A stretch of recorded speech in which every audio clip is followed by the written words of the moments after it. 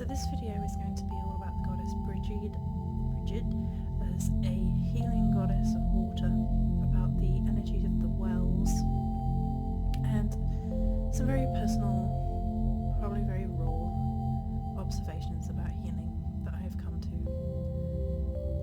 when working with this goddess for this month. And this video is sponsored by everybody on Patreon. I would like to say a massive thank you for everybody on there. Without you we can do the videos anymore, so I just wanted to say thank you so much for your support. It means the world to me. And I will say that this is a very difficult time for me. I have put my makeup on. I may still cry. So pre-warning, it could get emotional.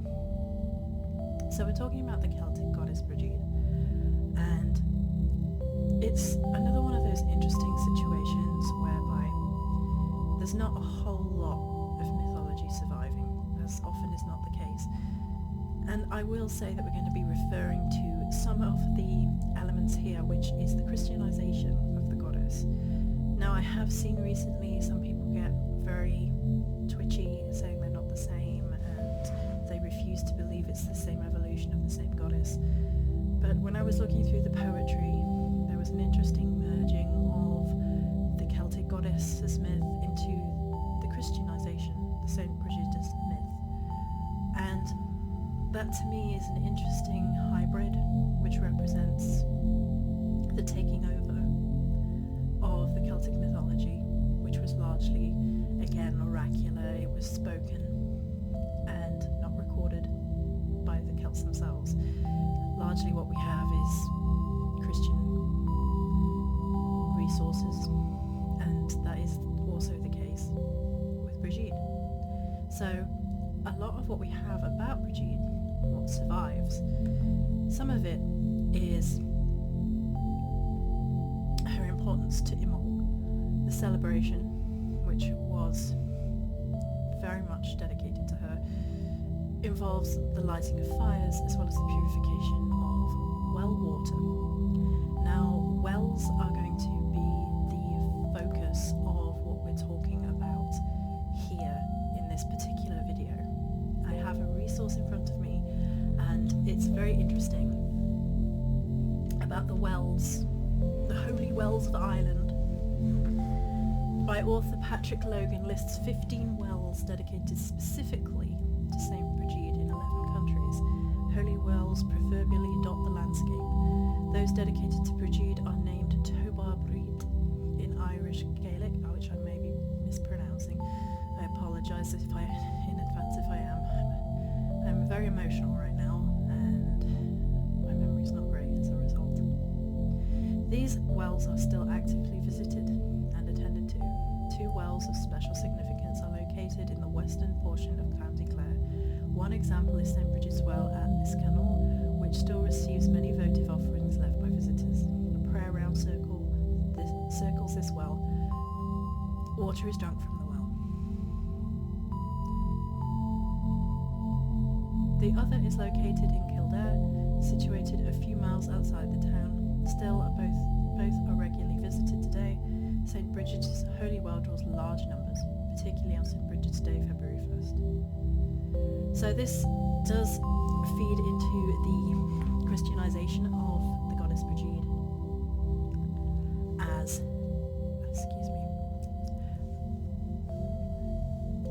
a saint. Which I have read documentation recently that people just do not agree with. They do not agree that this goddess survived, was integrated into Christianity. Some people don't agree, and I will acknowledge that here, that those people don't agree with that. To me, the evolution and the survival of deity seems natural. That things go and merge into other things, they cross over, they grow, they sprout, they keep growing. And the naming of the wells is very interesting, and it gives that energy of survival in holy places and how important wells were. And as I came to working this month with Brigid, it was at the height of loss, and loss came.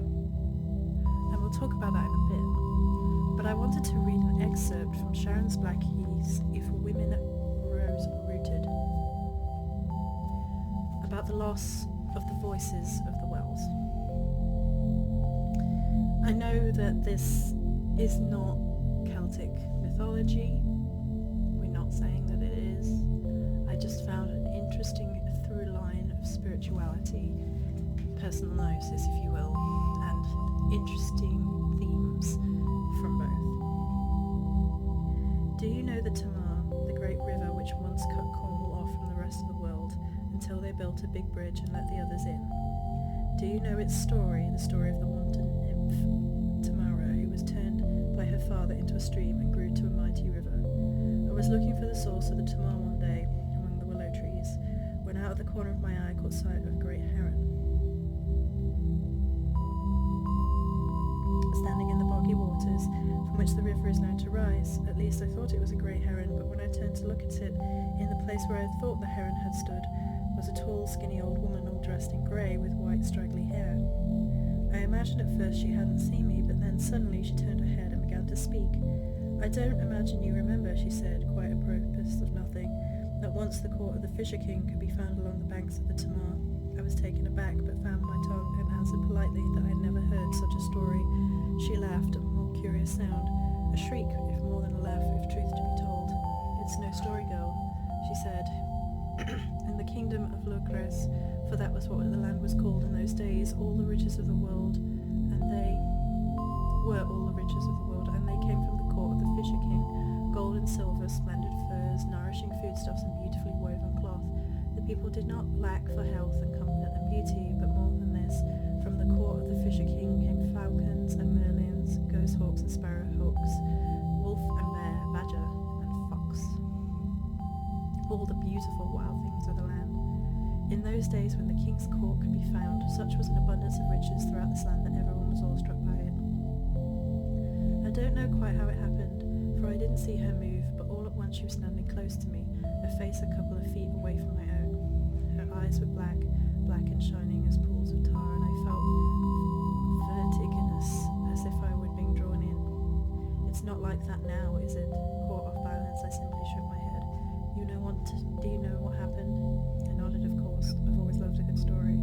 Well then, I'll tell you what happened. You won't like it. She shrieked that strange, not quite laugh again, head tilted up to the sky, and closed her eyes.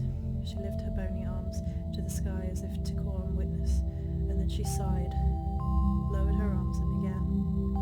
In the old days, as I was saying, the kingdom of Logres was rich and beautiful, and the land offered nourishment for all, for it was properly tended and cared for. It was a contract, you see, people and land.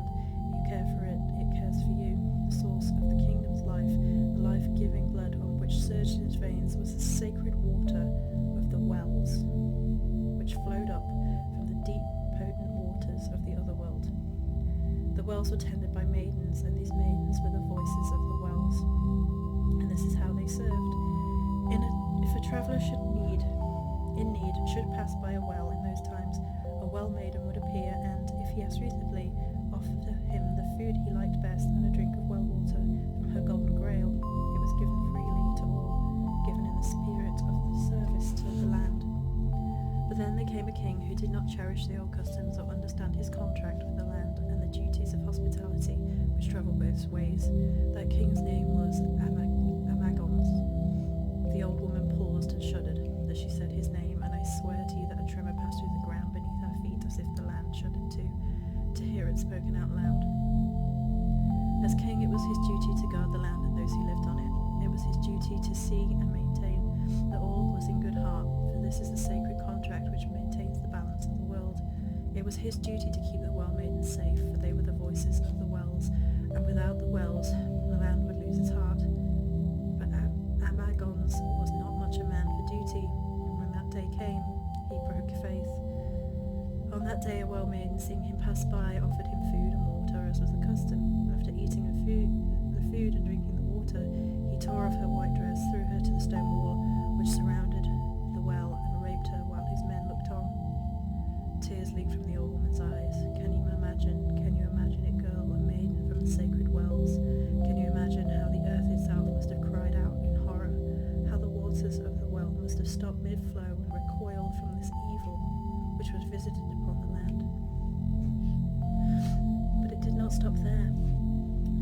this violation, Amagon stole the maiden's golden vessel and kept it for himself, though it did not stay for him, for the maiden's grail might not pass into hands such as his. He carried the maiden off and made her serve him. Seeing what the king had done and taking their lead from him, all around the country his men began to rape the other well maidens. So the maidens no longer came out of the wells and withdrew from the land altogether. And so it was the people of Logros lost the voices of the wells, and the services of the wells ceased. This was how the land was laid waste. The leaves on the trees shriveled and died, plants withered, fields and meadows turned brown, and the earth lay barren and scorched. The waters of the lands diminished, and the rivers ran dry, and no one could find the enchanted court of the fisher king who had once made the land bright with treasures. She looked at me long and hard. Do you think it was all long ago, girl, if it happened at all? Do you think because the land has grown green again and the great Mars flows strong and true that we do not live in the wasteland still? Have you seen the great scars that men have made on the face of the earth? Have you seen the starving masses in the scorched lands and the hungry hearts of the richness of the cities? Do you think there are no men left like Amagons? And I could not answer for her, for I knew what she said was true. The green crept back slowly, she whispered, but in its heart the land was still a wasteland, for the voices of the wells were lost, and the maidens and their grails were gone, and along with them passed the riches of the court of the great fisher king. With that she grew silent and stepped away from me, staring back into the buggy morass from which the great Tamar sprang. I stood with her for a while, and then I turned and began to walk down the hill.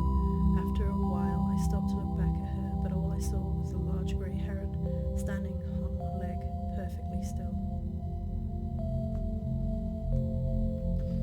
This story to me of the well maidens, of the covenant to the land, sounds highly Celtic. It's sovereignty, which is very much associated with Morgan actually, of a man's duty and how the land suffers if a king is corrupt, and how broken guys, broken promises destroys everything in its wake. The loss of the well maidens, the forcing them to serve, kind of reminds me of the energy of Brigid, because a lot of the wells are still named for her, as if her name echoes around those sacred places. Perhaps these well maidens were tied to her in some way. That's theorizing, I don't know, but it may be poetic license, but I very much feel like it crosses into that energy. It's not direct reference, but the energy of wells and of loss and of sadness and of being forced to be something else, somebody else's idea of what a woman should be. Those well maidens were free and they served the land in a holy covenant, and then they had to become servants, very much the way that it feels like Brigid became a saint because it was safer. Because Brigid's energy to me is not saintly. A lot of the images that are presented of her today feel that way, but they're not.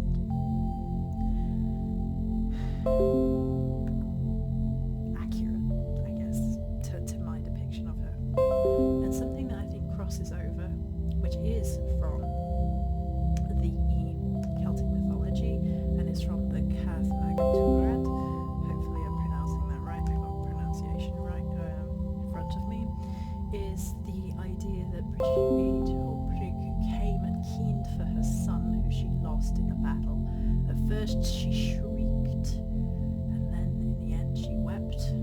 For the first time weeping and shrieking were heard in Ireland. Now there's that crossover of that shrieking into that story, which was another